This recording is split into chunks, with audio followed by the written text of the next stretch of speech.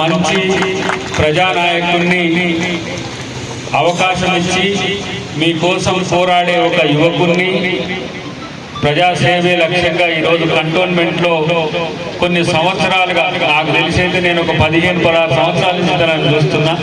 అమ్మ గీతమ్మతో కాంచి మొదలు పెడితే గీతమ్మ దగ్గర నుంచి చూస్తున్నా. చివరికి మీ అందరి దయ వల్ల, మీ అందరి ఆశీర్వాదంతో మరి మా పెద్దన్న గణేష్ అన్న ఇవాళ ఎమ్మెల్యే కావడం మాకు అందరికి సంతోషం.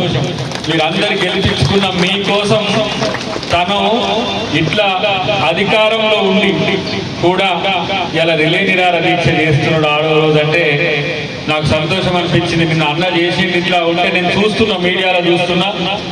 కానీ మీ అందరి పట్టుదల చూస్తే నిజంగా ఒక మంచి నాయకుని మీరు దన్నుగా ఉండడం అనేది చాలా సంతోషం అనిపిస్తున్నది. మా కిరణ్ ఇప్పుడే మంచిగా దాన్ని ఉత్సాహపరుస్తూ, ఈ దీక్షని ఉత్సాహపరుస్తూ మీ అందరికి ఇన్ని రోజులు ఉంటున్న మిత్రులందరూ కూడా, పెద్దలందరూ కూడా, వేదిక మీద ఉన్న పెద్దలు మీరందరూ కూడా తనకు దన్నుగా ఉండండి.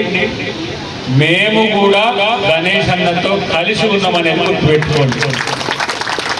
ఎందుకంటే నేను కూడా జిహెచ్ఎంసీలో ఎక్స్ అఫీషియో మెంబర్గా ఉంటా, తను కూడా జిహెచ్ఎంసీలో మెంబర్ ఎక్స్ అఫీషియోగా ఉంటాం. మేమిద్దరం పక్క పక్కనే కూర్చుంటాం. కాబట్టి మొన్నటి అంశంలో ఎప్పుడైతే 27 మున్సిపాలిటీలతో పాటు లోకల్ బాడీస్ జరగాల్సిన సందర్భంలో ఇది కేంద్ర ప్రభుత్వ పరిధిలో ఉండడం వల్ల మనకు జిహెచ్ఎంసీలో కలవకపోవడం వల్ల ఈరోజు నష్టం ఏం జరుగుతుందంటే, మనం రిజిస్ట్రేషన్ చేసుకుంటే 7 రూపాయలు కట్టే కాడ ఇలా 11 రూపాయలు కట్టాల్సి వస్తున్నది. అంటే ఒక 4% ఎంత వస్తున్నది.